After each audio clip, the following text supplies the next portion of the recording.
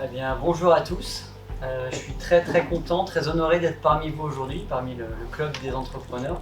Moi qui ne le suis pas vraiment à la base, je vais vous expliquer pourquoi. Mais sachez que j'ai beaucoup de respect et euh, beaucoup de respect pour les entrepreneurs d'aujourd'hui. Euh,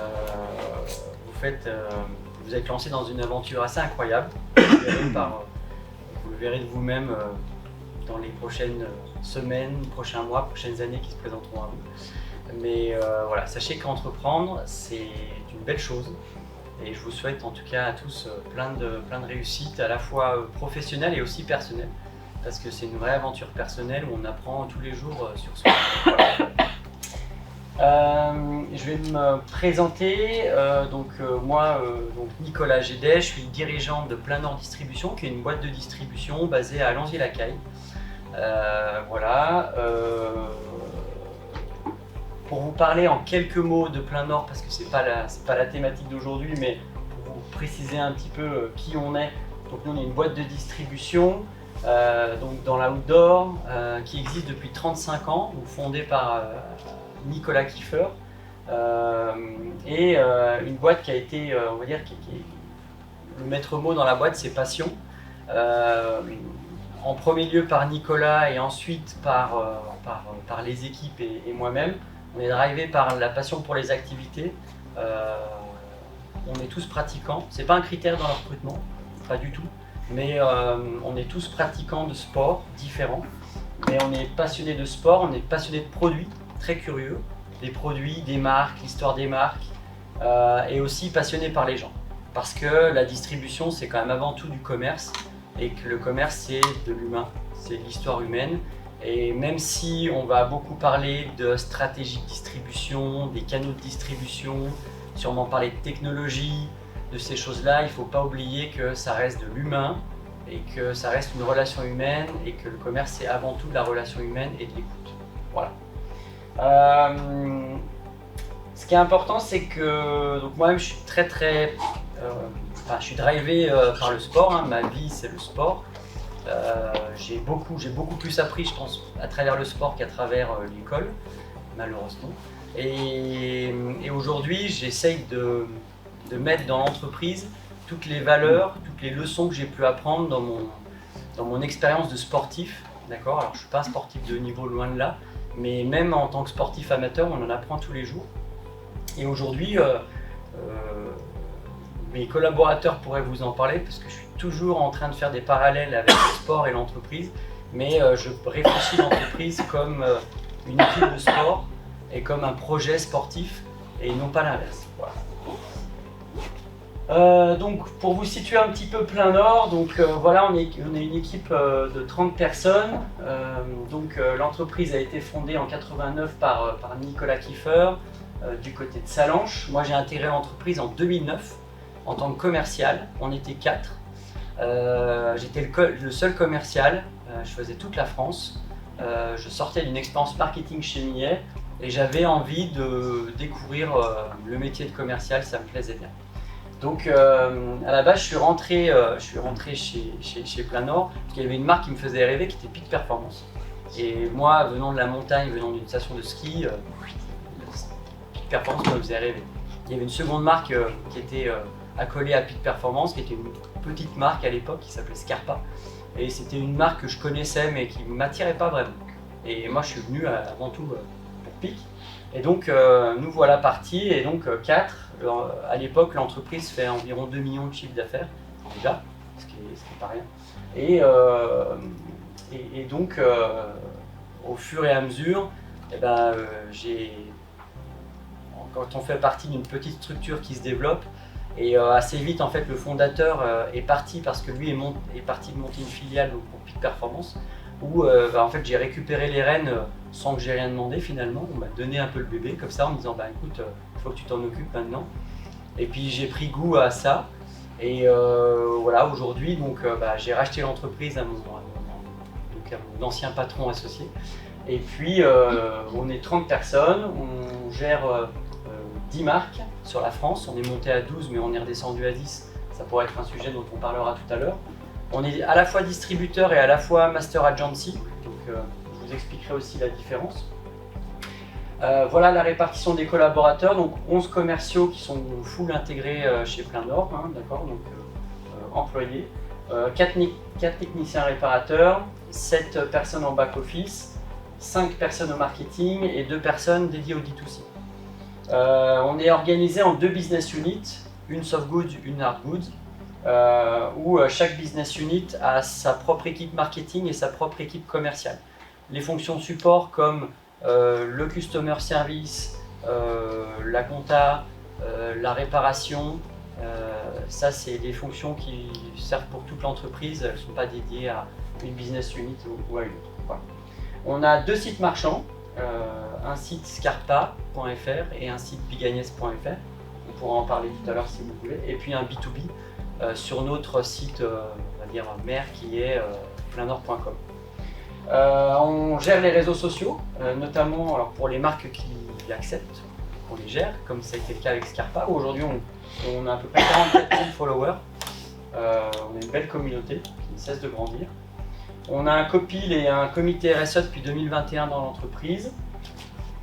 Pour vous donner quelques chiffres, 490 comptes actifs magasins, d'accord, on en a plus quand on compte les pros et des clients, on va dire, non réguliers, d'accord, on est à plus de 1500 comptes différents dans la base de données et on fait à peu près 152 000 envois de produits dans l'année. Voilà. Pour un chiffre d'affaires de 16,7 millions. 16,7 millions de chiffre d'affaires et on va dire c'est accumulé, on est un peu plus de 21 millions, c'est accumulé parmi toutes les marques aussi en tant qu'agent. Parce que comme je vous le disais, dans ce 16,7 millions, on n'est que commissionné parfois et le chiffre d'affaires qu'on génère pour la marque est plus important. Voilà. Les points forts de Plein Nord aujourd'hui, c'est avant tout notre capacité d'écoute. Je pense, en tout cas j'espère, qu'on ait des gens à l'écoute du marché, à l'écoute de nos clients, à l'écoute du consommateur, à l'écoute des marques aussi, c'est important. L'esprit d'équipe, comme dans toute équipe sportive, l'esprit d'équipe est la base de tout. L'engagement des équipes dans le projet.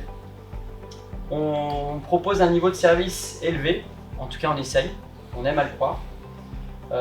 On a mis une organisation qui est maintenant plutôt efficiente et je pense qu'on a un niveau de process qui est quand même assez élevé chez nous. Pour vous donner un exemple, on a démarré, on a lancé un CRM, donc on a commencé avec un CRM l'année dernière. On s'est doté de Salesforce, aujourd'hui un peu la Ferrari du CRM. Voilà, il y a peu de distributeurs à ma connaissance, il y a 0 distributeur aujourd'hui en France qui dispose d'un CRM. Et pour vous donner un ordre d'idée, toutes les marques avec qui on travaille, même des grosses marques comme Scarpa, qui sont à plus de 170 millions de chiffre d'affaires, ils n'ont pas de CRM. Donc nous, on essaye de se structurer. On est avant tout drivé par la satisfaction client. Ça, c'est la base de tout pour nous. On réfléchit beaucoup par le prisme de nos clients. Et on espère qu'on a créé, et en tout cas on continue à entretenir ça, une vraie relation de confiance élevée avec nos clients, ce qui est aussi la base du commerce comme je vous le disais tout à l'heure. Voilà. Donc vous avez quelques séminaires, quelques photos de séminaires d'entreprises qu'on a fait et à côté de ça on fait pas mal de sport ensemble. C'est pas du tout une obligation dans l'entreprise, mais aujourd'hui c'est assez marrant, mais tout le monde fait du sport dans l'entreprise, même des gens qui, quand ils rentrent dans l'entreprise, n'en font pas, en font maintenant parce qu'ils sont un peu emmenés par l'énergie de l'équipe. Il faut savoir qu'on a une salle de sport dans l'entreprise, on a une salle de 40 mètres carrés bien équipée pour faire du sport. Une petite présentation des marques, donc voilà les 8 marques qu'on traite aujourd'hui. On a à la fois des grandes marques internationales et à la fois ils m'en voudront pas si je dis ça, de petites marques françaises. Nous on se plaît à travailler ce prisme de marque-là.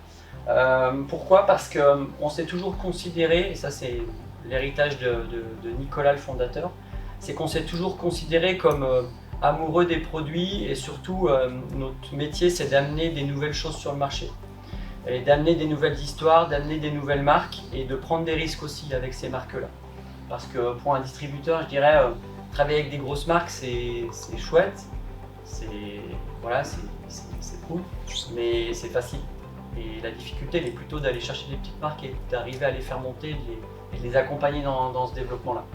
Et ça, on se plaît à le faire, même si c'est pas une mince affaire. Et parfois, on passe beaucoup de temps sur ces marques-là. Et quand il faut éviter de faire un calcul temps-rentabilité, sinon on le fait. Donc il faut plutôt le faire par plaisir et par passion. Voilà. On essaye d'être une entreprise raisonnée. Voilà, on a mis tout un ensemble de choses en place sur ces dernières années pour coller aussi au projet d'entreprise et à l'image d'entreprise qu'on aimerait, enfin pas à l'image, mais au projet d'entreprise qu'on aimerait vraiment mener. C'est hyper important vis-à-vis de nos ressources humaines.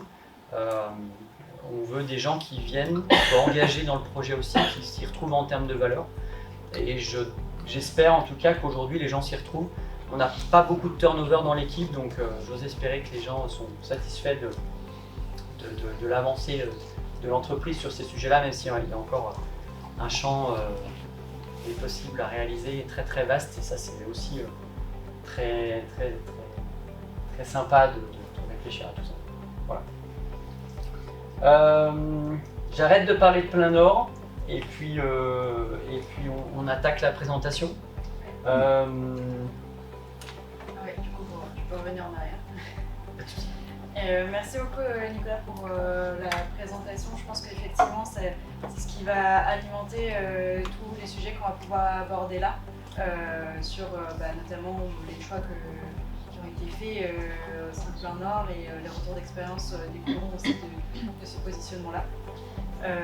Déjà pour commencer, est-ce que tu pourrais nous donner un peu ton retour sur les canaux de distribution aujourd'hui, quand on parle de boutique, de marketplace, de e-commerce, comment est-ce que l'ensemble des canaux de distribution ont évolué selon toi dans la filière? C'est sûr que donc moi ça fait 15 ans que je suis chez Plein Nord. En 15 ans j'ai vu évoluer énormément la distribution. Il y a 15 ans en arrière on était sur une distribution qui était pratiquement uniquement physique. Pour rappel, les grands acteurs web aujourd'hui français, Snow Leader se lançaient. Moi je me souviens les visiter quand ils étaient encore une dizaine dans un bureau. En 15 ans il s'est passé beaucoup de choses. La distribution a énormément évolué. Aujourd'hui on a tout un panel de choix finalement dans la distribution. Donc bien évidemment la distribution physique est toujours là. La distribution physique ou ce qu'on appelle, peut-être vous allez peut-être entendre ça souvent, brick and mortar de la part des marques, c'est vraiment les magasins en dur que moi je classe en deux catégories. On y retrouve dans cette partie-là donc les spécialistes qui aujourd'hui sont restés sur un modèle de magasin physique. Parce qu'ils ont une image de spécialiste, ils ont une offre de spécialiste, ils vendent des produits techniques où ils aiment recevoir les gens, ils sont dans une démarche de conseil. Donc c'est vrai que le physique fonctionne bien pour eux. À côté de ça, on voit aussi des généralistes, parce que les enseignes type Intersport, Sport 2000 restent aussi en magasin physique énormément. Donc comme quoi finalement le physique n'est pas mort et loin de là. Il y a quelques années en arrière, à l'époque, je vous partage que moi on m'avait dit que les magasins physiques disparaîtraient. C'est pas encore le cas. Je dis pas que ça n'arrivera pas, j'en sais rien. Mais en tout cas, les signaux qui nous sont envoyés aujourd'hui, c'est qu'il y a une espèce d'équilibre qui est en train de se créer et une vraie place entre le e-commerce, le digital et le physique. Et finalement, à chacun d'y trouver son compte. Et ça permet aussi d'avoir une distribution peut-être qui va s'adapter un peu plus à l'offre produit qu'elle propose et aussi au type de clientèle. Voilà. Et justement, en plus, tu mentionnais la difficulté que des jeunes marques pouvaient avoir à se lancer. Et du coup, est-ce que tu pourrais, avec le retour d'expérience que tu as avec les partenaires avec qui tu travailles, les grands défis qu'une marque peut se confronter, surtout qu'aujourd'hui, comme tu dis, on a on doit se confronter à une stratégie omnicanal. Comment une marque peut s'y retrouver pour faire le choix? Ouais, aujourd'hui vous avez pléthore d'offres. Là j'ai parlé du physique, mais en digital, on va avoir les purs e-commerçants. On va avoir maintenant, dans la plupart des cas finalement, de la distribution omnicanal, donc physique et digital en même temps. On va avoir de la marketplace. On va avoir, ce que moi je rajoute, c'est le D2C des marques. Il y a de plus en plus de marques maintenant qui disposent de leur propre D2C et qui rajoutent finalement un canal de distribution supplémentaire. On peut aussi parler de la seconde main, que moi je considère comme un nouveau canal de distribution. Donc effectivement, parmi ça, il faut arriver à faire le tri. Et notamment pour les jeunes marques, je pense que ce qui est important, c'est déjà de maîtriser tous ces canaux-là et de bien les connaître. Et de passer du temps sur chacun d'eux pour connaître les avantages et les inconvénients. Parce qu'aujourd'hui, il n'y a pas de canal miracle. Clairement, je ne vais pas vous dire qu'il faut absolument faut se concentrer sur une chose et pas le reste. Et de mon expérience et des différentes discussions que j'ai eues, c'est vrai qu'avec Tania, j'en avais discuté la dernière fois, sur les 2 dernières années, j'ai eu quelques jeunes boîtes françaises qui sont venues me voir pour prendre la distribution en France, en me disant, voilà, on était parti sur un business model D2C, on est arrivé, là aujourd'hui on fait 1 million en D2C, c'est super chouette, on est très content, mais en fait on stagne à ce million. Et on a compris que pour aller au-delà, il fallait qu'on fasse évoluer nos canaux de distribution et on avait besoin aussi d'être distribué par d'autres partenaires, aussi bien en digital qu'en physique. Et c'était un vrai sujet et c'était du coup un constat qu'ils avaient fait à moyen terme. S'ils voulaient aller un peu plus loin dans leur développement, ils avaient besoin de ça. Seulement, ils ne l'avaient pas prévu dans le business model parce qu'eux, ils s'étaient dit on va faire du D2C en direct et basta. Et il y avait une vraie complexité pour le coup de changer le business model en cours de route. Ça, c'est une des problématiques qu'on a quand on est parti sur un business model et qu'on y est allé franco. Revenir en arrière et détricoter des choses, ça prend du temps, ça coûte de l'argent et c'est autant de choses perdues.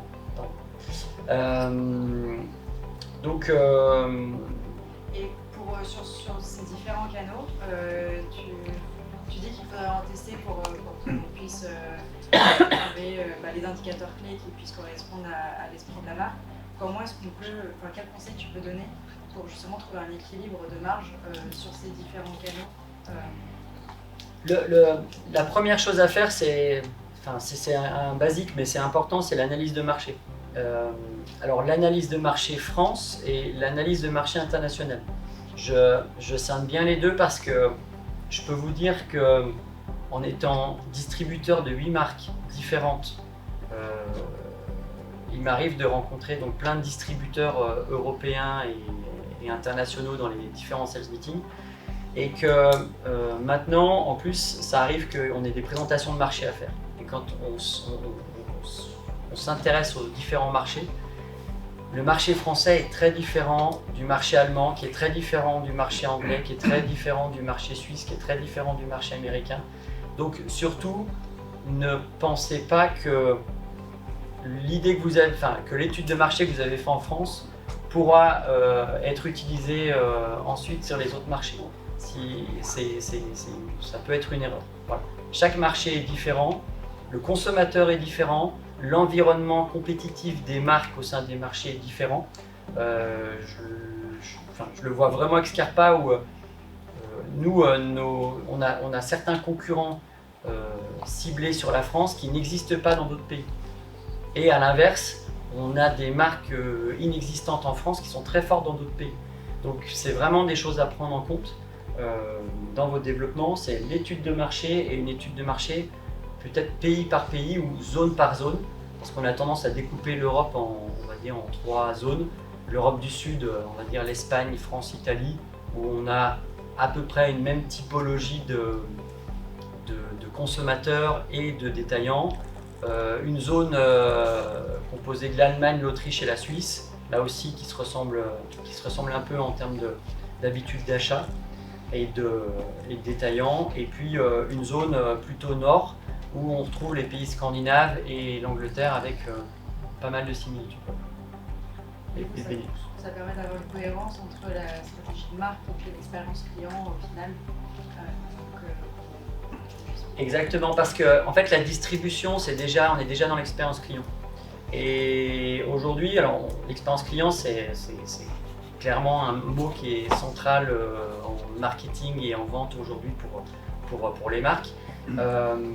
Mais prendre en compte l'expérience client, c'est déjà aussi prendre en compte, enfin l'expérience client pour moi c'est le parcours client. Et le parcours client, c'est forcément de prendre en compte la distribution. Et il y a des marques aujourd'hui, et pas les plus petites, hein, comme Nike ou Salomon, qui rétropédalent et parce qu'ils ont finalement trouvé qu'ils étaient allés un petit peu trop vite en D2C, donc soit en retail, soit sur leur site web, et que finalement ils ont besoin de remettre un petit peu de B2B dans leur équation, et surtout de mettre un peu plus de proximité. Parce que l'expérience client n'est pas la même qu'on achète malgré tout en direct sur le web, dans un magasin, qu'on achète sur un salon, qu'on achète dans un magasin multimarque ou monomarque. L'expérience client n'est pas la même. Et donc, réfléchir à votre stratégie de distribution par le prisme du parcours client, pour moi, c'est la base. Et je reviens du coup, on a parlé beaucoup de ces différents canaux. Je voudrais juste revenir sur le retail physique. Ouais.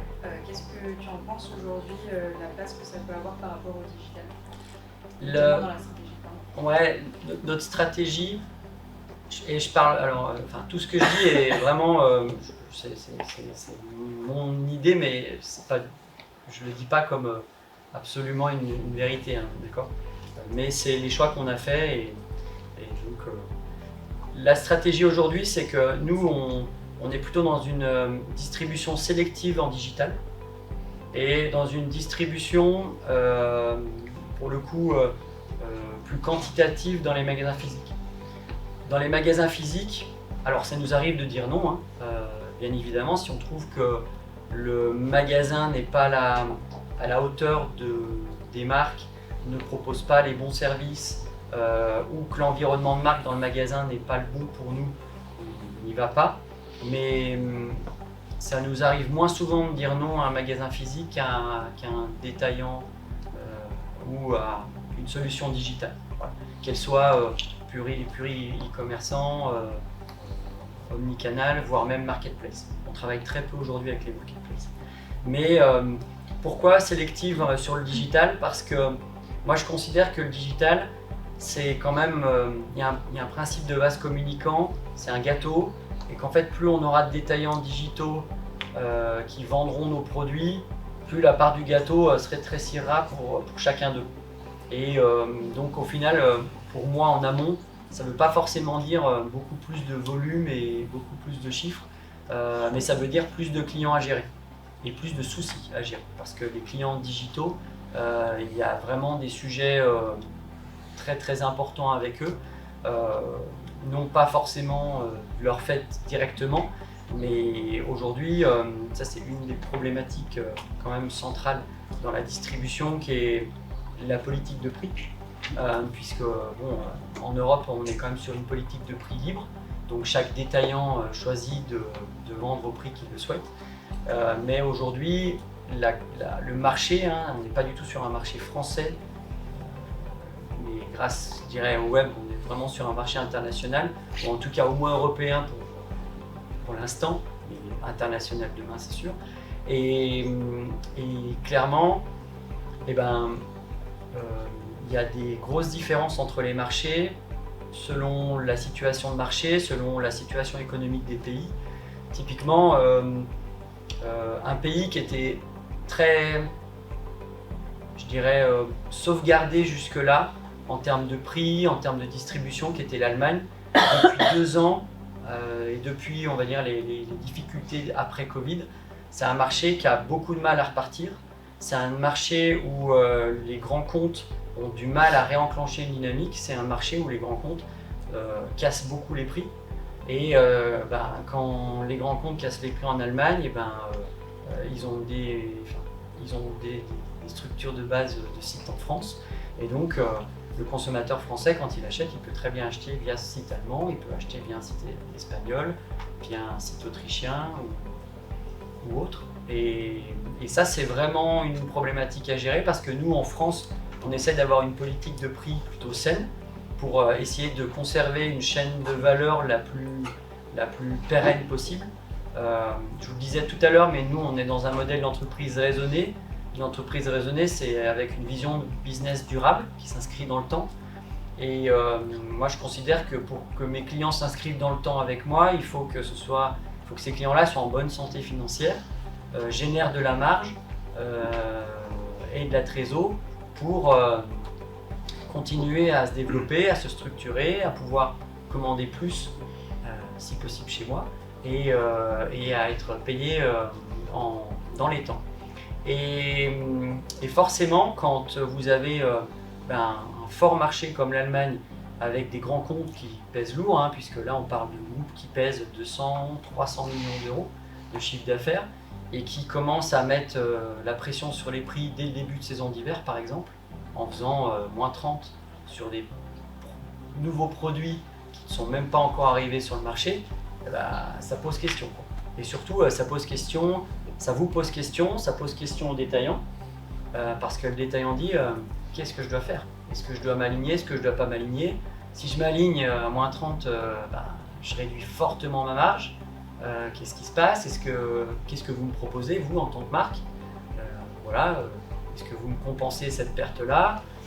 Est-ce que si je reste au prix mais que je vends que la moitié, est-ce que vous me reprenez ma marchandise à la fin de la saison? C'est des discussions qui peuvent apparaître. Et du coup, nous, c'est vrai qu'on a toujours eu la position de dire on choisit nos détaillants et notre distribution aussi pour ça. Où on veut travailler avec des gens qui ont le même niveau de vision de business à long terme et aussi le même niveau de respect, puisque moi je considère que la stratégie de prix, c'est aussi un respect vis-à-vis du consommateur et c'est un respect aussi vis-à-vis des marques et vis-à-vis des gens qui conçoivent les produits, qui réalisent les produits. Parce que demain, si on brade tout, quelle valeur on donne aux produits, je ne vous donne pas forcément l'exemple de certains corps de métier qui ont eu l'habitude par le passé de brader des choses ou en tout cas de fonctionner uniquement par discount. Aujourd'hui, c'est très compliqué quand vous allez acheter une cuisine, d'aller acheter un meuble ou un canapé, de savoir finalement le bon prix pour payer. Et ça, c'est un problème parce que quand on est consommateur, vous ne devez pas normalement vous poser de questions sur le prix. Vous devez acheter en confiance et être persuadé que le prix que vous l'achetez, c'est bon. Et aujourd'hui, c'est pas plus forcément le cas. Quelque part, vous obligez au magasin un prix de vente conseillé qui est obligatoire. Non, on n'oblige rien, parce qu'on ne peut pas. Ouais, je sais, c'est pour ça que je dis, mais vous dites comme ça Ouais, on leur suggère, fermement. Non, franchement, on les incite à le faire. Mais on les incite en leur disant aussi que nous, boîte de distribution, petite boîte de distrib, de toute façon, on ne pourra pas compenser leur perte de marge. Et que nous, on cherche plutôt des détaillants avec lesquels on va construire des projets. Et ça nous intéresse plutôt de passer du temps à réfléchir à des activations marketing, à des opérations communes, à de la création de notoriété pour la marque, que finalement passer du temps sur le sujet prix, où de toute façon il y aura toujours quelqu'un qui sera plus bas et qui cassera le marché. Et voilà. Donc parce qu'une fois qu'on est habitué ou laissé faire des choses, c'est très difficile de revenir en arrière. Et donc, essayer d'avoir cette prise de conscience dès le début. Si vous avez des questions, des remarques aussi, n'hésitez surtout pas, c'est l'occasion. Ah ouais, n'hésitez pas. Toutes ces marques que vous distribuez, spécialement Scarpa, ouais. de façon exclusive sur le territoire. Oui, tout à fait, je ne l'ai pas précisé, mais effectivement, c'est la distribution exclusive. Ouais. Et je vois que vous avez donc un site de D2C, c'est-à-dire que vous gérez même le site D2C de Scarpa en France. Tout à fait, ouais. Ouais, c'est une bonne remarque. Le site D2C, on a fait la demande à la marque en 2015, qui nous avait été refusée. 2015, 2016, 2017, chaque année je faisais la demande, c'était refusé. Et puis 2020, ça a été accepté. Parce que la marque, alors pour vous poser les choses, Scarpa c'est une marque familiale détenue par une famille. On en est à la 2e génération. C'est une marque de tradition, très traditionnelle. Et donc c'est sûr que quand ces marques-là, vous leur apportez des choses un peu nouvelles, un peu disruptives, il leur faut un petit peu de temps pour digérer la chose et pour que voilà, l'idée fasse son cheminement et qu'elle vous donne le feu vert. Mais au bout de 5 ans, j'ai réussi à les convaincre.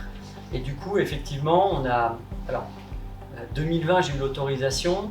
2021, je leur propose le projet qui me retoque. En fait, le site, on l'a sorti en 2023. J'aurais voulu aller plus vite parce qu'en termes de référencement, mais ça a pris le temps qu'il a fallu, mais on a sorti le site et on est très content du site. Pourquoi un site quand on est distributeur? Parce que Scarpa, pour moi, est arrivé à un tel niveau de notoriété et que c'était super important d'avoir un site réfléchi en français et pour le public français. Le site Scarpa était nul, il n'était pas traduit en français, on connaît le niveau de langue qu'on a en France, hein, d'accord, c'est malgré tout un constat. Et surtout, pour moi, dans l'expérience client, consommateur, il fallait que, malgré que Scarpa soit une marque internationale et très forte, il fallait quand même qu'on apparaisse comme une marque aussi locale, parce que c'est le cas. On fait beaucoup de choses en France, on agit à beaucoup de niveaux en France, on équipe beaucoup d'ambassadeurs, on est sur beaucoup d'événements, on est, je dirais, très, très présent, très fort dans des territoires comme la vallée de Chamonix, comme les Aravis, comme les Alpes du Sud. Et pour moi, c'était important que le site reflète aussi cette action-là et que la marque ne se montre pas comme une marque surpuissante internationale, mais plutôt comme une marque accessible et proche de son consommateur. Donc du coup, tout le contenu du site, c'est du contenu que nous, distributeurs, on a shooté avec nos ambassadeurs, nos athlètes français, qui racontent des histoires locales pour qu'il y ait une identification de la part du consommateur français et qui sentent de créer une proximité avec la marque. Parce que pour moi aujourd'hui, Scarpa est une marque, dans le portefeuille, elles ne sont pas toutes comme ça, mais Scarpa est une marque très communautaire. Parce qu'on couvre des activités qui le sont déjà. L'alpinisme, le ski de rando, l'escalade, c'est des activités très communautaires, très, on va dire, où on réfléchit en communauté, en tribu, en groupe. Et ça me paraissait important qu'on soit proche aussi de nos communautés à travers le site. Et dans les choix qui ont été faits, j'ai mentionné que vous avez décidé de ne pas passer en mode marketplace. Oui. Pourquoi ? Alors, pas de marketplace parce que jusqu'à maintenant, je trouve que la marketplace dégrade l'expérience client. Voilà.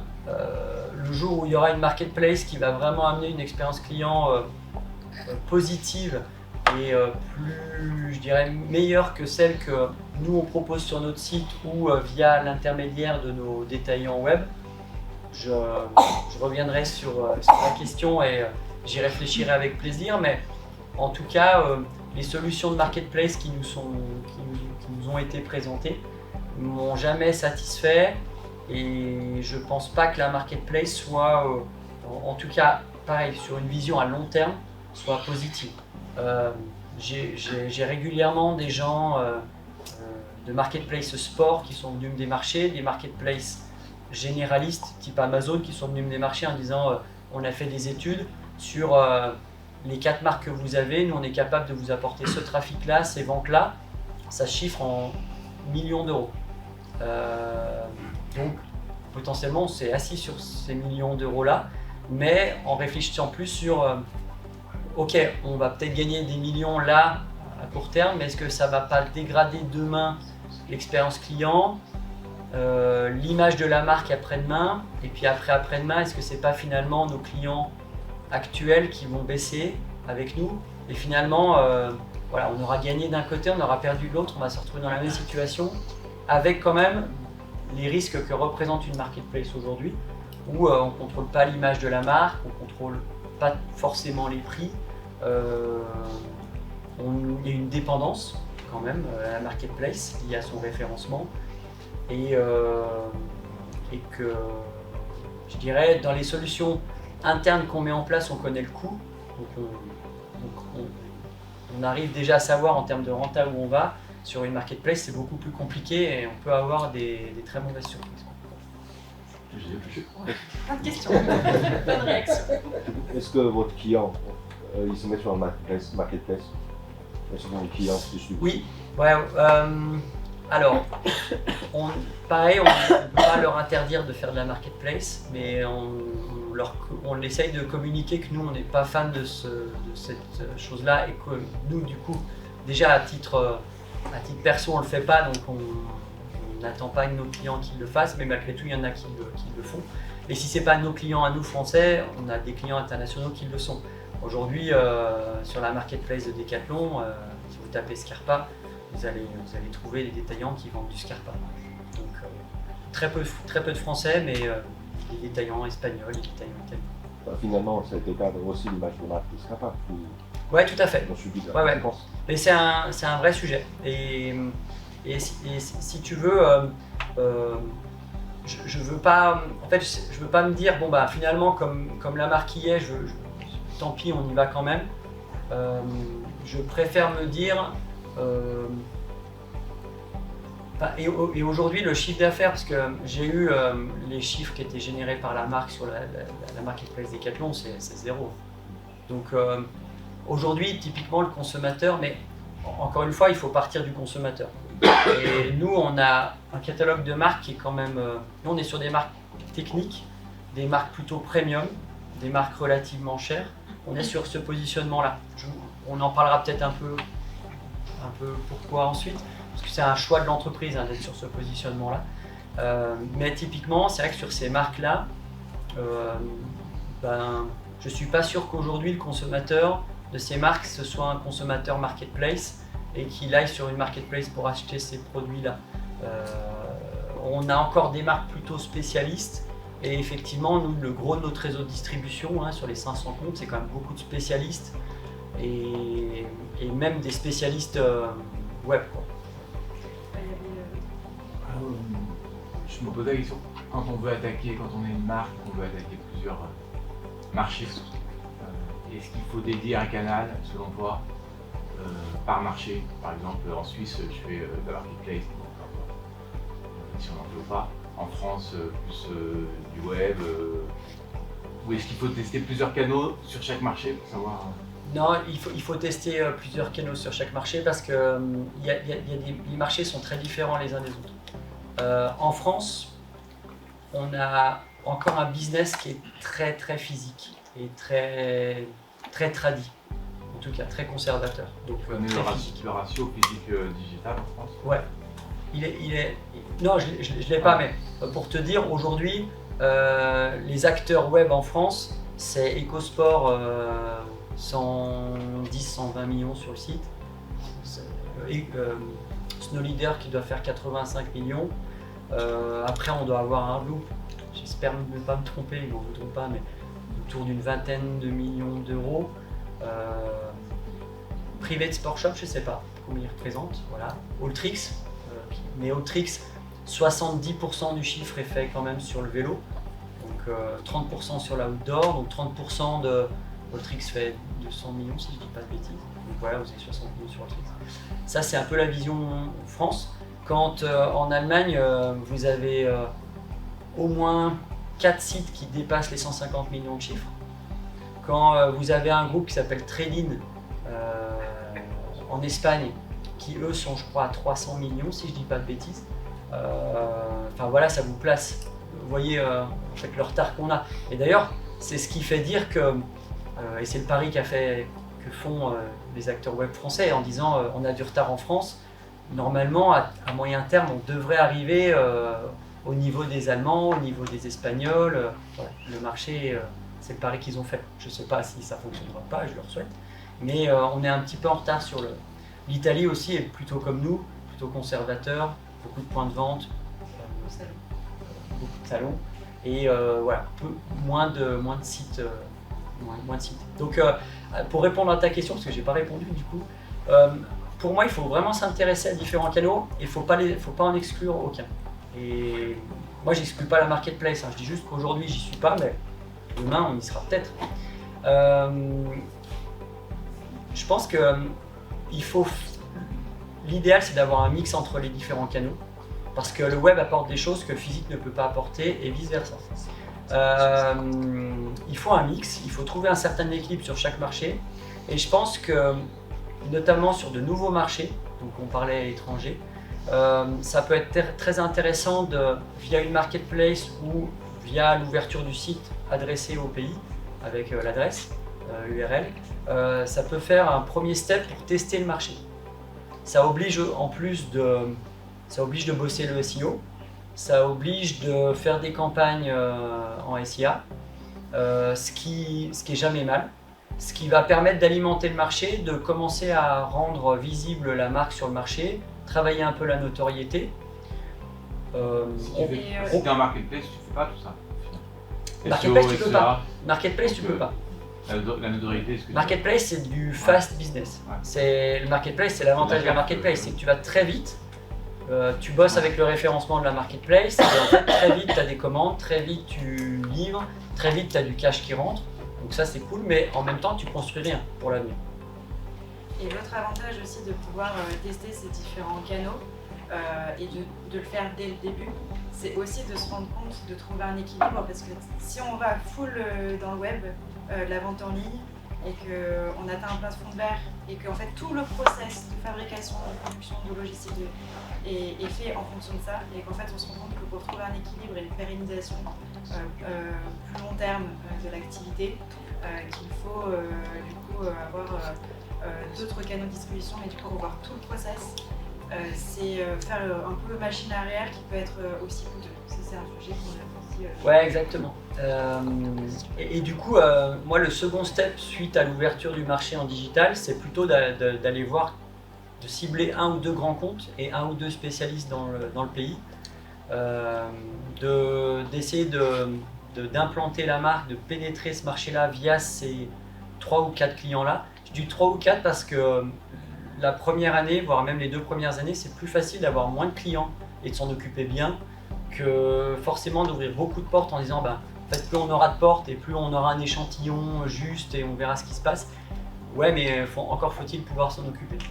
Et du coup, il vaut peut-être mieux fonctionner par moins de portes, mais mieux, mais des portes physiques, pour là aussi tester le marché.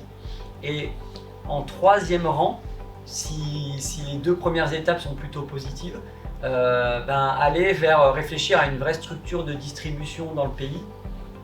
Et là, il y a 3 structures de distribution qui existent. C'est vous montez une filiale dans le pays, il faut avoir les moyens. Et pour info, parce que nous, ça a quand même été quelques fois le cas où on a des marques qui nous ont quittés pour monter des filiales en disant merci, vous avez fait le job, vous avez monté la marque tout là-haut et on vous remercie pour ça, mais maintenant on voudrait bien passer en direct. Et en recroisant ces marques un peu plus tard, elles nous disent toutes quelle erreur on a faite. C'est assez drôle. Et je termine et puis on voit après. Et donc il y a la filiale, est coûteuse, mais bon, au moins on est full intégré. Il y a le système d'agents commerciaux.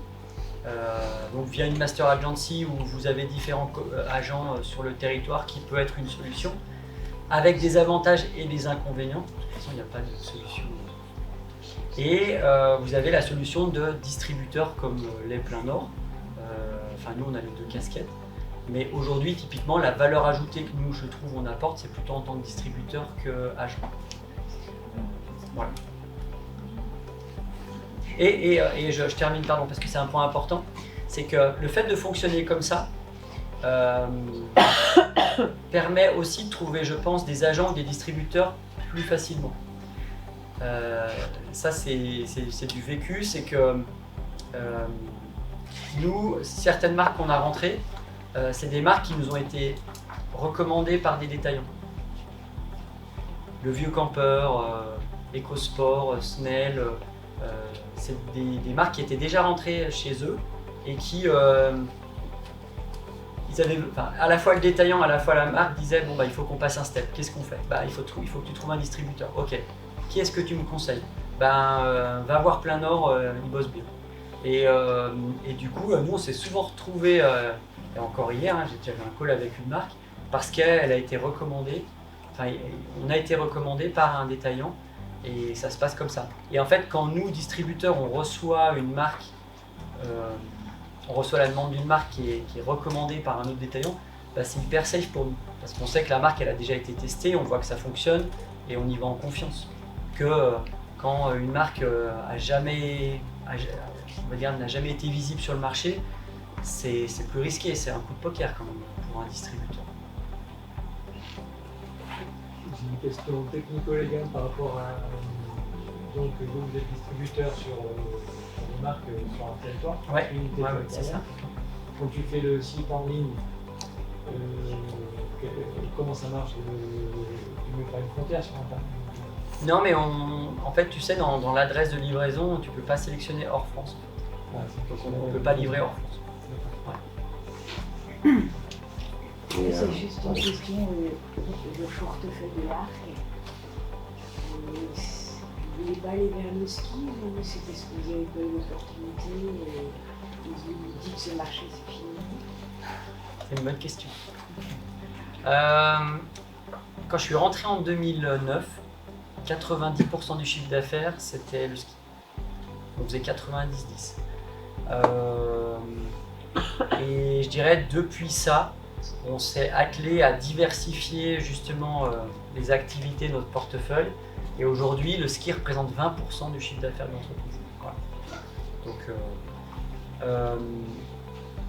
Peut-être pour compléter, quels sont les critères que Plein Nord a aujourd'hui pour... Ça, c'est un premier critère pour le coup. Mais ça ne veut pas dire qu'on se refuse au ski. Parce que moi, je relance la marque de la Landry, je suis plus dans le ski. Alors, il faudrait qu'on réfléchisse à la marque et au positionnement de la marque parce que faudrait voir quelle typologie vous avez de ski. Mais moi, je suis pas fermé. Je suis quelqu'un de plutôt curieux par nature et j'étudie vraiment toutes les possibilités. J'aime pas me fermer à des choses.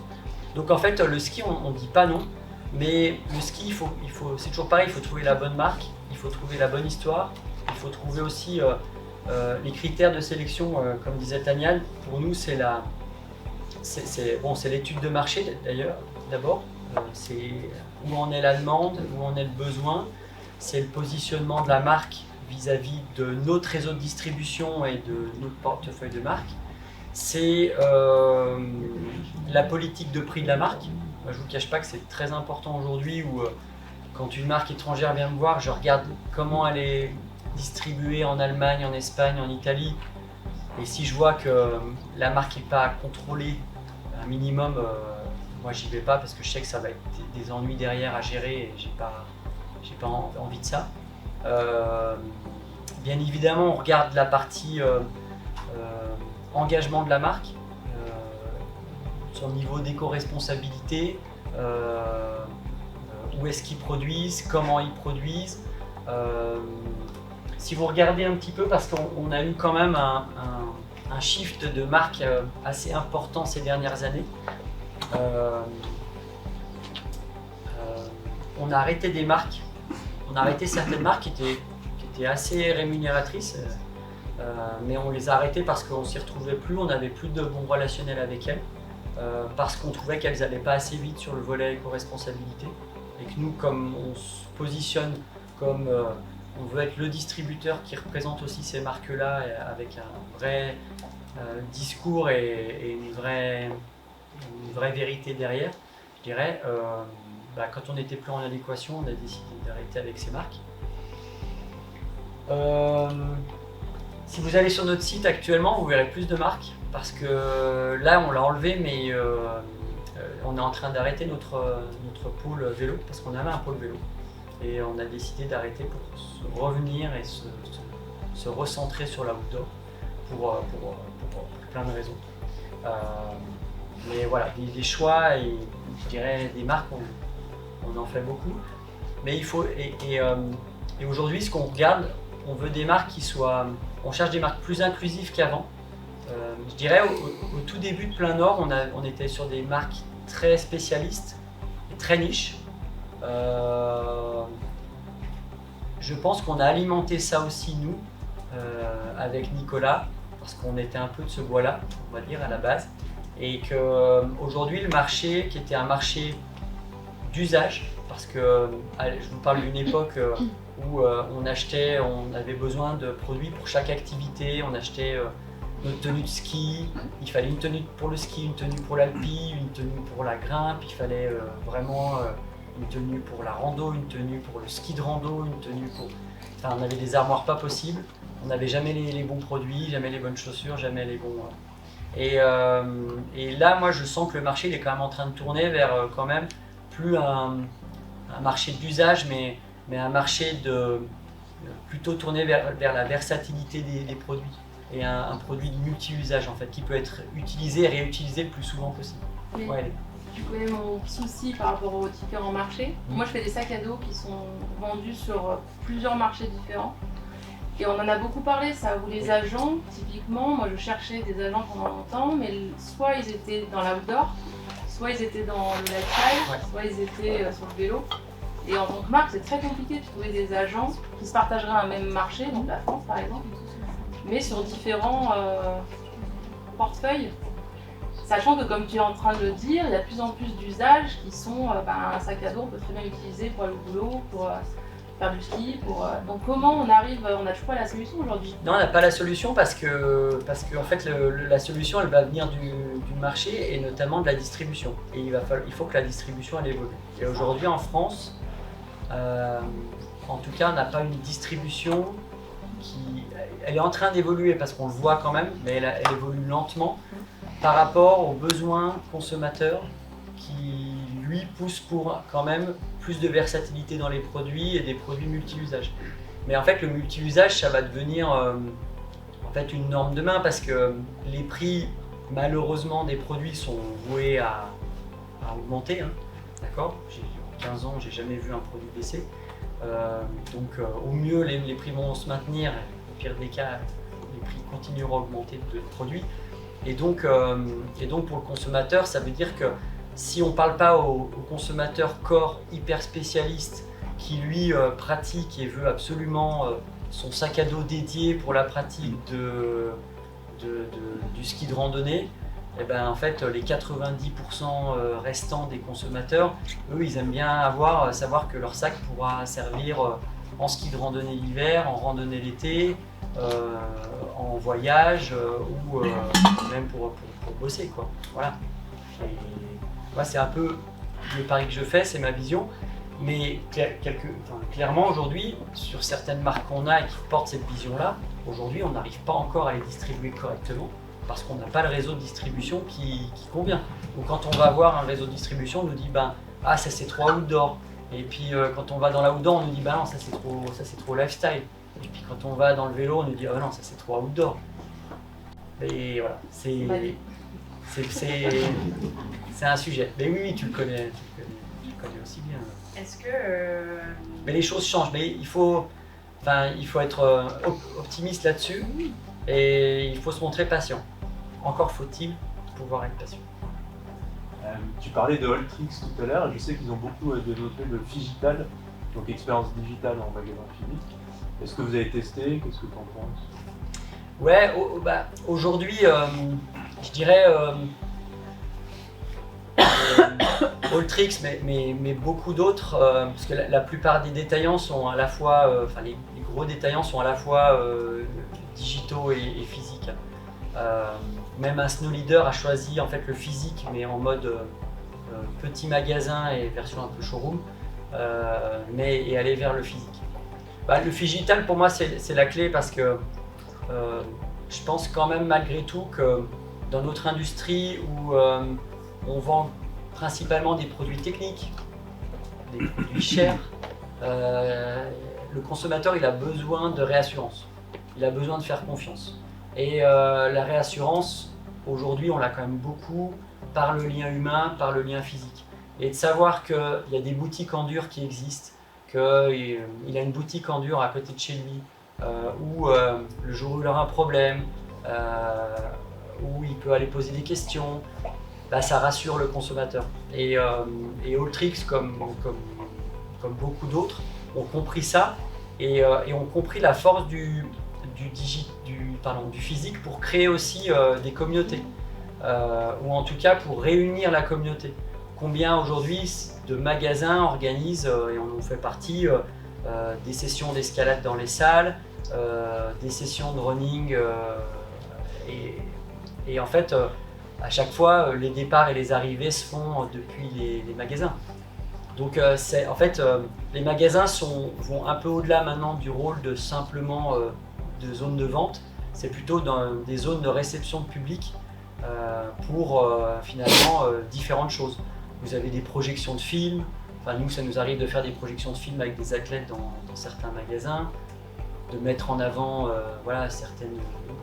la réparation typiquement qu'aujourd'hui nous on a ouvert, le service Répa qui existe. Donc les magasins sont des lieux de vie maintenant presque.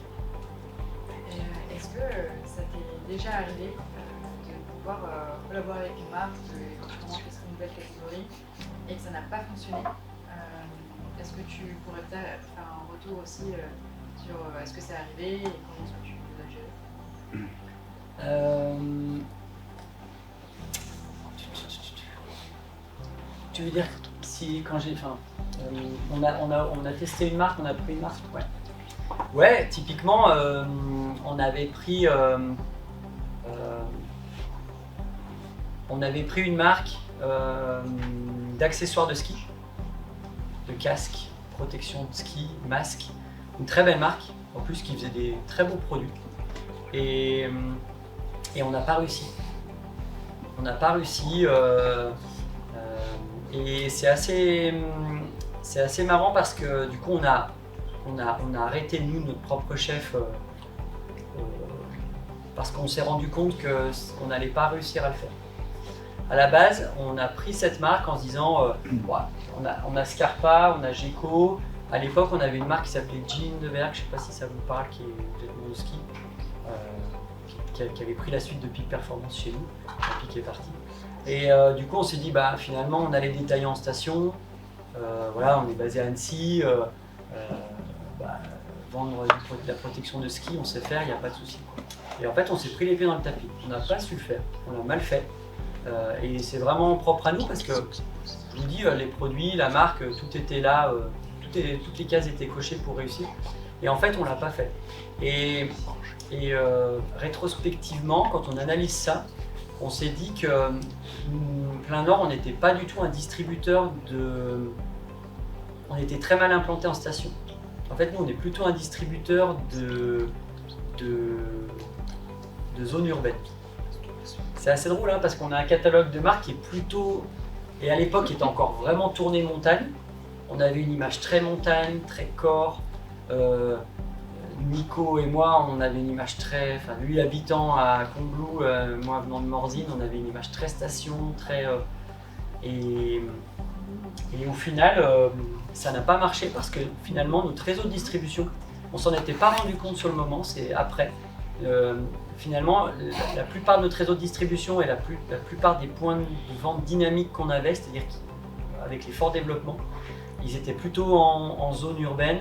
Et aujourd'hui, nos gros marchés, c'est Paris, c'est Lyon, c'est Toulouse.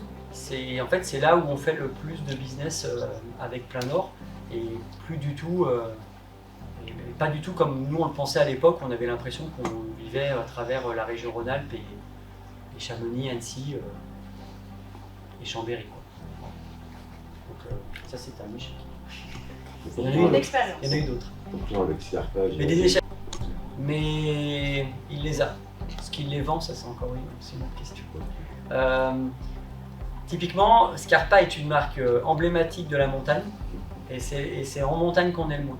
Mais parce qu'aujourd'hui, là on peut rentrer dans un débat qui peut nous emmener loin, mais la montagne aujourd'hui, ou plutôt les stations de ski, est-ce que c'est réellement la montagne des activités de montagne au sein des stations de ski Pour revenir sur les tendances aussi opportunités que l'on peut retrouver dans le canal de distribution, tu avais mentionné la seconde main. Ouais. Comment est-ce que la seconde main prend sa place aussi dans l'industrie du sport et l'outdoor? On parle de plus en plus des enjeux autour de la réparation, de pouvoir prolonger la durée de vie des produits. Comment est-ce que toi tu intègres ça du coup, comment est-ce que tu le perçois? Eh ben, c'est vrai qu'on a pris en compte en tout cas la seconde main assez tôt, assez rapidement, en se disant qu'en voyant là une belle opportunité, moi déjà à titre perso parce que j'ai investi dans Everride en fait au lancement de l'application. Je ne sais pas si vous connaissez Everride qui est une plateforme donc seconde main dédiée à l'outdoor. Et donc nous, à la base, moi j'avais cette idée-là déjà de faire de la seconde main sur le site internet. C'était une des raisons de la création du site. Je ne sais plus qui me posait la question de la création du site tout à l'heure, mais le D2C Scarpa, à la base, c'était faire de la seconde main et vendre nos services de réparation. Donc vendre nos offres de ressemblage, de réparation de chaussures, hiver, été, vente de pièces détachées, des pages de tutos pour apprendre aux gens à entretenir les produits, à les réparer par eux-mêmes. Ça c'est un volet que Scarpa n'appréciait pas sur le côté réparation, offre de service sur le site. Voilà, c'était un des problèmes qu'il leur posait. Et quand en fait Julien est venu me voir avec ce projet-là, je dis c'est super parce que du coup on n'a plus besoin de le faire nous en direct. On va pouvoir le faire via une plateforme et sûrement d'ailleurs mieux par une plateforme pour une expérience client qui sera plus favorable. Et la seconde main en fait pour moi c'est un vrai axe parce que au-delà de donner du sens à la politique de réparation qu'on a mis en place des produits, c'est aussi pour moi ça rentre dans le processus d'inclusion des marques qu'on a et de notre politique commerciale. Je vous disais tout à l'heure qu'on avait une politique commerciale, enfin au début qui n'était pas une politique commerciale, mais un position de marque qui était peut-être parfois un peu trop élitiste. Et là, sur les dernières années, on avait vraiment essayé de s'ouvrir et justement d'aller chercher des marques plus inclusives où finalement on ne parle pas à 10% de consommateurs hypercore, mais plutôt à 90% des utilisateurs, à la fois débutants, je dirais peu importe qui ils sont, débutants ou pratiquants réguliers, hommes, femmes, vieux, jeunes, peu de pouvoir d'achat ou fort pouvoir d'achat. Et je vous disais tout à l'heure, nous, il se trouve que les marques qu'on a, c'est des marques plutôt premium, plutôt techniques et plutôt chères. Et la seconde main nous permet donc dans notre stratégie d'accessibilité aux marques, la seconde main nous permet de positionner des produits de marque finalement accessibles même aux gens qui n'ont pas forcément les moyens d'acheter le produit neuf. Et aujourd'hui, nous, ça nous place dans une situation où vous avez 50 €, vous débutez l'escalade.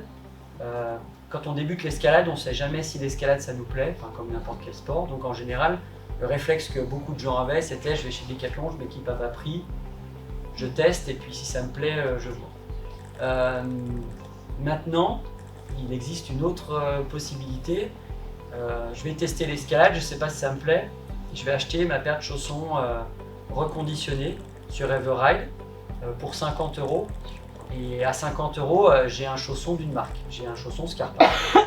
Et l'avantage qu'on peut donner par rapport à un chausson, on va dire premier prix, c'est que le chausson premier prix, assez rapidement, parce que l'escalade, on progresse très vite les premiers mois.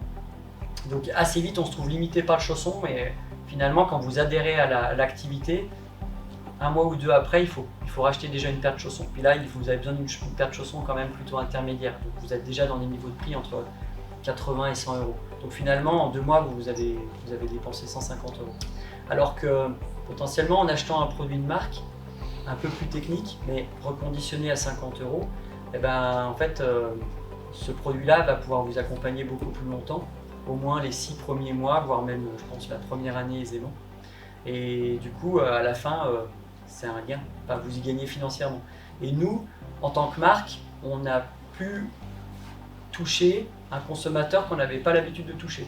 Parce que nous, des chaussons à 50 euros, on n'en a pas. Donc, ça nous permet de pouvoir toucher le consommateur beaucoup plus tôt qu'avant et de, pourquoi pas, créer une première relation avec lui et puis continuer. Et surtout, j'insiste, c'est le cas en escalade, où l'escalade et les chaussons en particulier, les gens sont vraiment aficionados des marques. Et quand on grimpe avec une marque, on ne grimpe pas avec une autre.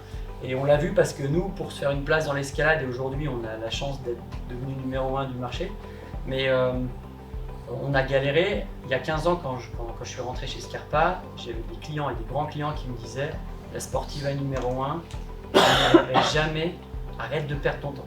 Arrête de perdre ton temps. » Et bon, plus il me disait ça, plus ça me motivait, donc plus j'y allais. Parce qu'il ne savait pas qu'en me disant ça, il m'aidait. Mais convaincre les gens de switcher, par exemple, de Sportiva à Scarpa, ça a pris beaucoup de temps. Et il y a encore beaucoup de gens, sûrement, qui restent chez Sportiva, qui n'ont jamais mis le pied encore dans Scarpa et qui ne veulent pas, qui se refusent à ça. Et l'avantage, c'est que pour le coup, maintenant, on a notre public Scarpa en chaussons et que leur demander de changer de marque, c'est très très compliqué. Est-ce que tu penses que la location pourrait représenter, de matériel très technique, pourrait représenter une opportunité de marché à l'avenir? Ouais, oui. J'ai envie de te dire oui. La location, pareil, on l'avait imaginé pour le site. Alors pas sur tous les produits. Sur le vêtement, ça me semble compliqué quand même, la location de vêtements. Par contre, sur le matériel, oui, je pense qu'il y a un sens pour plein de raisons.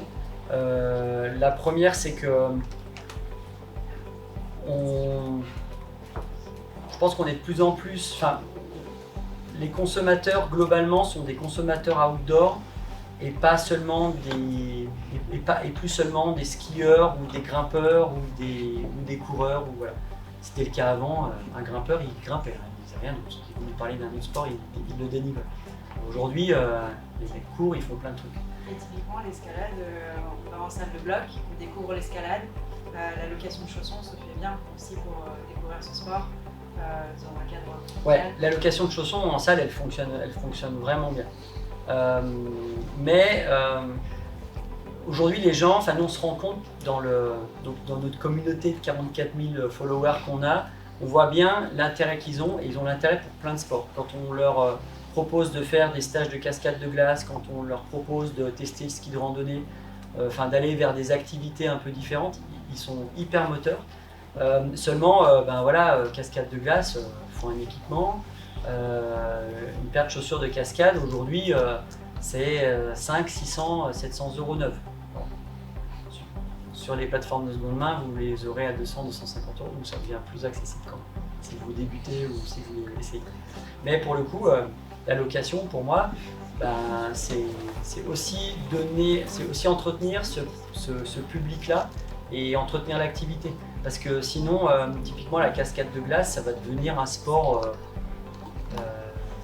vraiment en marge et de plus en plus minime parce que les gens pratiqueront de moins. Et surtout, aller acheter une paire de chaussures rien que pour la cascade de glace, quand vous ne savez pas les conditions que vous allez avoir et combien de jours dans l'année vous allez faire de la cascade de glace, les chaussures sont de plus en plus chères et je dirais l'incertitude sur la pratique est de plus en plus élevée.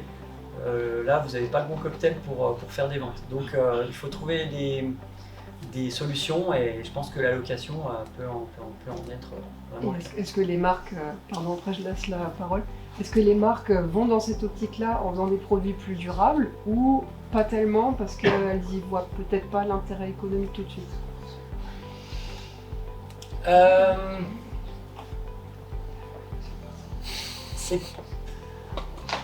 c'est pas simple. C'est pas simple pour les marques. Parce qu'aujourd'hui, il y a des marchés où on parle beaucoup de poids, on parle beaucoup de design, et on le voit hein, quand nous, vraiment, alors, encore une fois, chez Scapa, on référence plus de 150 modèles de chaussures différentes sur la France, donc on a un peu de tout.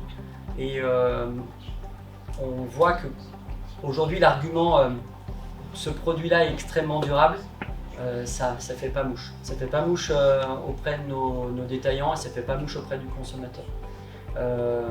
Du coup, on essaye de le faire d'une manière indirecte. C'est pour ça qu'on a monté l'atelier de réparation justement. Et aussi parce que, alors je prends le cas du chausson, qui va illustrer le propos, c'est qu'on a sorti des chaussons, et ça a été vraiment un point fort, un chausson souple. On était les premiers à sortir un chausson souple. Avant, les chaussons étaient extrêmement rigides. Nous, on a fait l'inverse, on a sorti un truc très très souple, en expliquant pourquoi on le sortait souple, et tout de suite on a eu l'adhésion de nos athlètes qui ont commencé à le porter en compétition et à faire des résultats avec. Les gens s'y ont intéressés, l'ont essayé, puis en fait le bouche à oreille a fonctionné. Et du coup, maintenant, la souplesse dans un chausson est devenue une norme. Seulement, la souplesse occasionne moins de gomme, occasionne moins de matière et donc une usure plus rapide du produit. Et typiquement, moi, c'est ce qui m'a fait tiquer en disant on peut pas mettre sur le marché ces chaussons-là et dire aux gens qui grimpent 4-5 fois par semaine, tous les 3 mois, il faut que vous rachetiez une nouvelle paire. À l'époque, la paire valait 120, 125 €. Aujourd'hui, on est plutôt à 155, 160. C'était difficile. Et donc, la solution, pour moi, pour pouvoir me regarder dans une glace demain vis-à-vis des consommateurs, c'était de dire il faut qu'on pense à la réparation. Et en fait, il faut que ces chaussons-là, on les répare, quoi. C'est débile, on ne va pas jeter ces chaussons-là. Et surtout, on peut les réparer. Et c'est comme ça qu'on a créé une offre de réparation à la base sur Scarpa qu'on a ouvert à toutes les marques aujourd'hui de plein nord en disant à nos détaillants et aux consommateurs, toutes les marques qui sont distribuées par plein nord sont réparables. Ça c'est un des engagements qu'on prend. Et la réparation est faite soit en interne à Annecy dans nos ateliers, parce que nous on a un atelier de 150 mètres carrés, 4 personnes qui travaillent dedans, soit externalisée sur des choses très précises via des prestataires type Google par exemple. Voilà. Mais on donne une solution et tous les produits sont réparables. J'aimerais aborder un dernier sujet avant de conclure cette session, c'est la place de l'innovation aussi dans la stratégie de développement, notamment au Centre Nord. Tu avais mentionné que tu avais mis en place un outil CRM. Jusqu'où tu te vois te projeter sur l'utilisation des données, que ce soit pour du marketing utilisé ou pour la logistique avancée? Quelle place ça prend dans la stratégie de développement? Ça prend beaucoup de place. Ça prend beaucoup de place parce que un de nos points forts, je vous l'avais dit en préambule, mais un de nos points forts c'est la logistique et les process logistiques globaux. La supply, si on peut dire ça, sauf que nous on ne fait pas de conception et de production, mais à partir de la livraison. En 2020, on a nommé un supply manager, donc quelqu'un qui était en charge de gérer l'approvisionnement, les flux. Il faut savoir que nous on reçoit environ un semi-remorque, 66 palettes par semaine, voire 2 les bonnes semaines, les bonnes périodes. Donc ça représente quand même un certain flux logistique. On a choisi d'externaliser la logistique parce que c'est un métier et qu'on ne se sentait pas capable de le faire nous, donc on a externalisé un prestataire qui le fait très bien et avec qui on a mis en place des process pour gagner du temps. Parce que l'idée, c'était, la demande de nos clients, c'était de dire nous, on a un gros turnover sur vos produits, mais il faut qu'on soit toujours systématiquement approvisionné pour éviter la rupture de stock la plus importante possible. Donc du coup, on l'a changé. On a arrêté de travailler sur des commandes fermes. On s'est mis à travailler sous des systèmes de réservation ou de prédiction on a adapté notre système en interne, on a fait adapter aussi nos prestataires comme la logistique sur ces formules-là. Et aujourd'hui, c'est vraiment notre force. Et on a 3 personnes qui travaillent sur ce sujet à full time en interne. On va dire 2 qui maintenant qui s'occupent de la partie achat à pro. Et on a un demand planning manager qui vraiment est lui en fait Thomas, c'est un data analyst dans sa manière de travailler, c'est-à-dire qu'il est dans les chiffres et il étudie absolument tous les datas jusqu'à étudier par semaine les quantités qu'avaient vendues les grands comptes l'année précédente sur cette même période. On vérifie avec leur stock qu'ils ont bien la même quantité au moins, voire un peu plus, au niveau des tailles, au niveau des couleurs, au niveau des modèles. On leur fait des propositions de commandes et surtout quand il y a un produit qui sort, il y a un produit qui rentre, quoi. Nous, aujourd'hui, on reçoit, donc on a automatisé le process. Toutes les commandes des grands comptes tombent le lundi chez nous, le lundi midi, enfin le lundi matin ou le lundi après-midi. Elles sont traitées le mardi matin en logistique, le mardi après-midi elles partent, le jeudi matin elles arrivent chez nos clients. Donc en fait le temps de rupture il est minime et c'est vrai que l'innovation technologique, donc à travers tous les outils qu'on peut avoir à notre disposition, nous a aidés dans ce process-là. Ça a renforcé la confiance avec nos clients, ils ont vu qu'on se bougeait, ils ont vu qu'on était une boîte sérieuse. Et aujourd'hui, typiquement, voilà, au Vieux-Campeur, Plein Nord, on fait partie du top 3 fournisseurs, encadrés par 2 gros mastodontes qui pèsent des milliards d'euros, quand nous, à 16 millions, finalement, on arrive à faire un bon job. Juste pour comprendre ce dont tu viens de parler à l'instant, c'est pour les réassorts. Ouais, réassort ou même implantation, parce qu'aujourd'hui, en fait, c'est une des réalités du marché. On a parlé de distribution, mais aujourd'hui, les distributeurs, les détaillants, ils ont de plus en plus de mal à commander.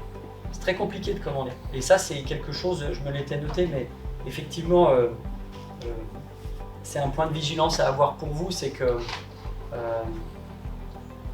moi, les deux grandes choses que je vois depuis 15 ans, c'est l'augmentation des prix et à tous les niveaux, hein, d'accord, matières premières, sourcing, le transport, enfin tous les coûts ont augmenté.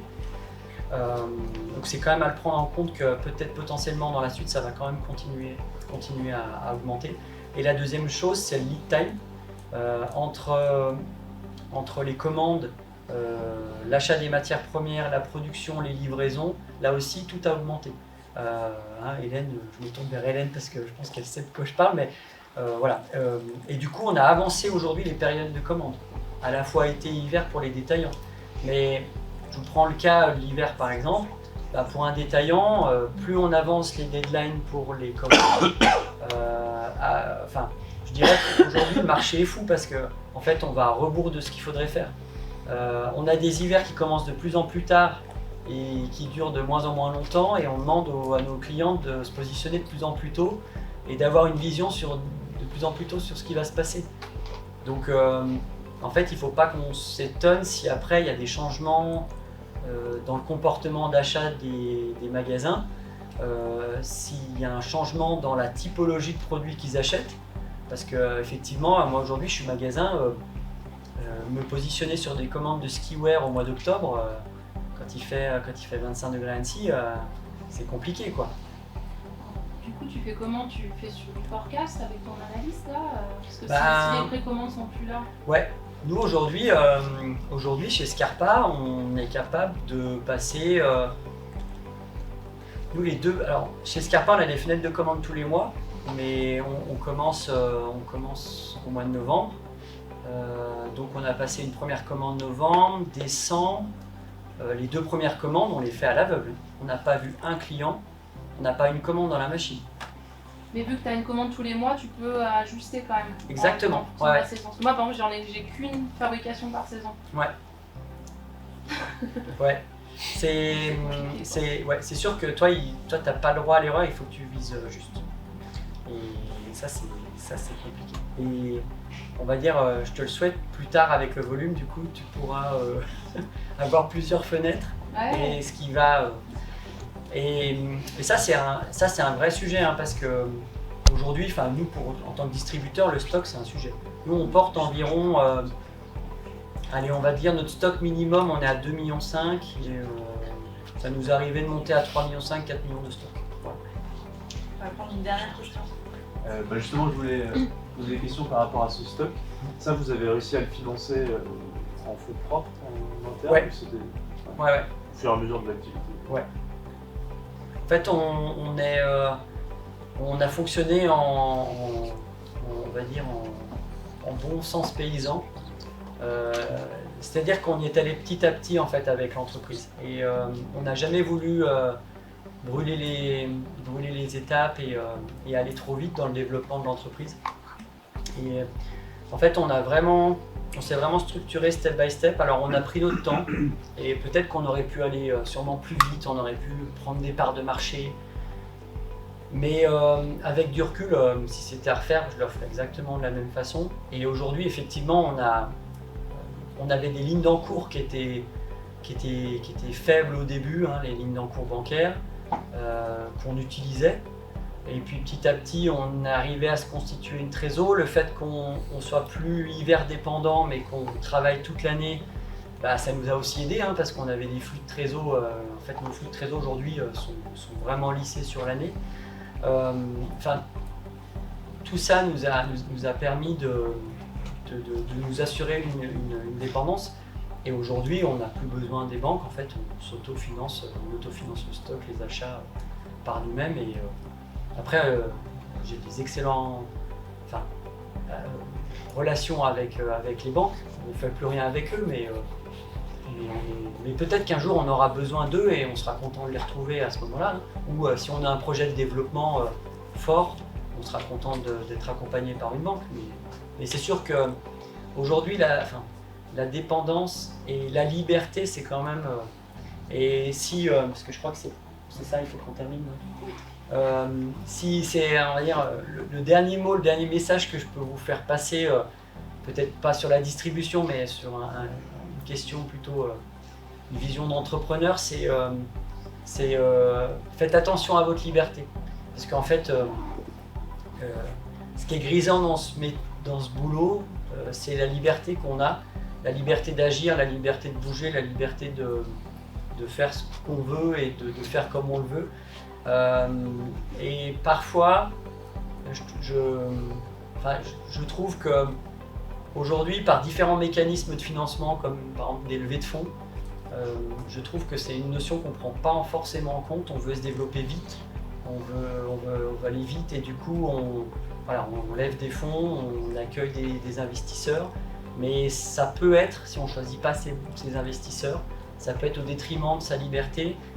Et quelque part, ça peut être préjudiciable par la suite. Donc voilà. Sachez prendre votre temps. Et dans cette société où tout doit aller vite et où il faut aller vite, moi c'est plutôt à l'inverse, je vous conseille de prendre votre temps et de ne pas faire trop de choses à la fois non plus. Et je l'avais noté tout à l'heure sur la distribution, mais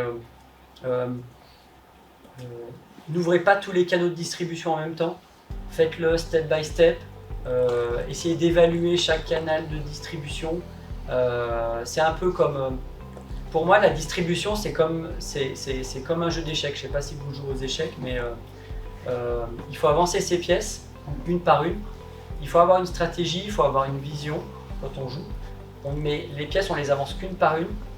Et surtout, une fois qu'on les a avancées, c'est très difficile de revenir en arrière et de changer de stratégie. Donc à chaque fois que vous faites des choix sur votre distribution, sur votre business model, c'est des choix qui doivent être vraiment pensés dans le temps, en vous disant ok, dans 5 ans, dans 10 ans, qu'est-ce qu'il en sera? Est-ce que je pourrais me retourner? Est-ce que je pourrais changer? Mais voilà, gardez-vous toujours une porte de sortie et faites step by step, et n'allez pas trop vite, parce que des fois, à vouloir aller trop vite, on se grille un peu. C'est effectivement la complexité en tant que dirigeant, c'est garder le cap, rester aligné, et tout en étant à l'écoute du marché, du consommateur, des partenaires, des concurrents. C'est parfois compliqué de faire le tri dans tout ça, de rester aligné, effectivement. Je pense que c'est un beau message pour conclure cet échange.